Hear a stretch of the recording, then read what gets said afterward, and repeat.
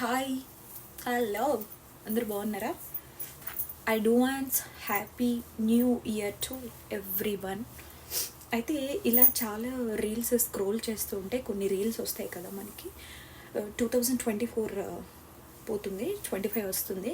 అయితే 25లో ఏం చేయాలి, ఒక రెజల్యూషన్ అనుకుంటూ ఉంటారు కదా అందరూ. అయితే స్మాల్ సజెషన్ ఫ్రమ్ మీ. 2025లో ఏం చేయాలి అనుకునే దానికన్నా ఏం చేయకూడదు ఫస్ట్ ఇది ఫిక్స్ అవ్వండి. 24లో మీరు ఏదైనా హర్ట్ అయి ఉంటే, ఎవరికైనా దూరం అయి ఉంటే ఫస్ట్ ఇలాంటి వాళ్ళని పక్కన పెట్టి, ఇలాంటి బ్యాడ్ టాక్సిక్ ఎవ్రీథింగ్ అన్నీ పక్కన పెట్టేసేయండి.